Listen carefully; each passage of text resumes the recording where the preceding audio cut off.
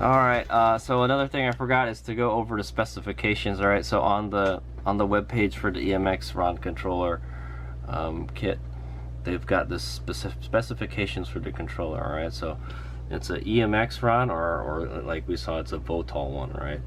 EM-150/2. Alright, it can run on 60 or 72 volts.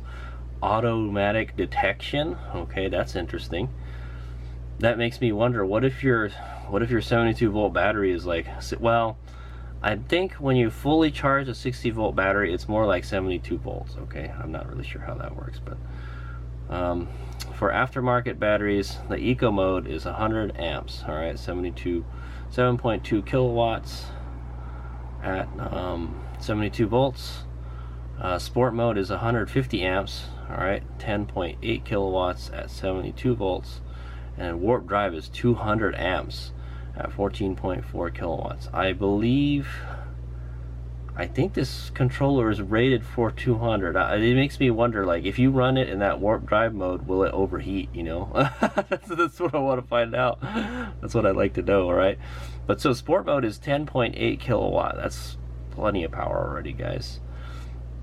Honestly, I would like, so if 14.4 is the max, yeah, I would think 10. Yeah, 10 or 11 kilowatts for sport mode is good, and an eco mode would be something similar to stock, you know, like 7.2. That's fine. I think those are some good power levels right there.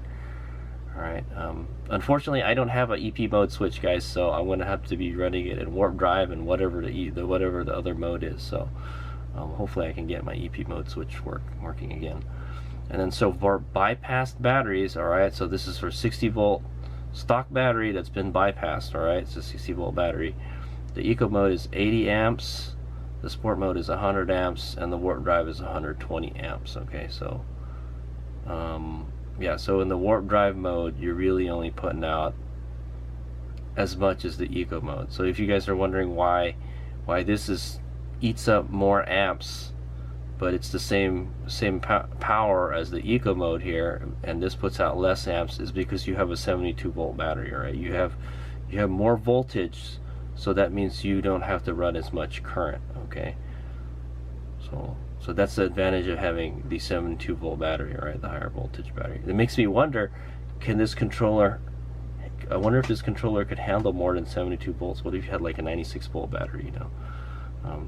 That's the way to go if you want to increase power, increase voltage. All right, guys. But then you lose kind of capacity too, sort of, kind of. It's all science, guys. It's all science. That's what I'm saying. All right, you're not losing power. You're just using more of it at one time.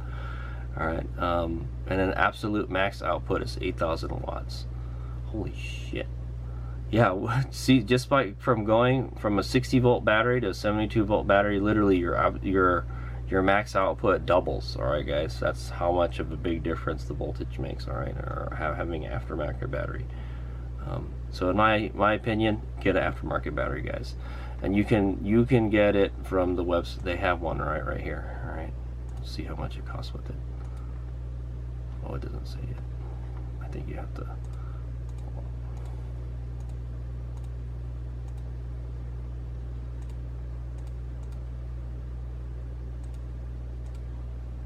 Okay, there we go. So with the high power battery, the 72 volt battery, it comes out to 2,700 bucks. Woo-wee! That's a lot. But yeah, that sounds about right.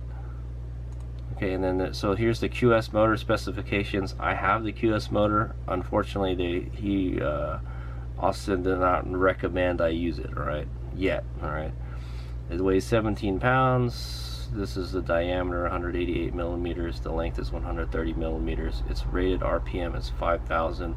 I think it'll spin up to 8,000. RPM. See, here you go. RPM with flux 7,500 plus. The manufacturer rated power is 5 kilowatts continuous.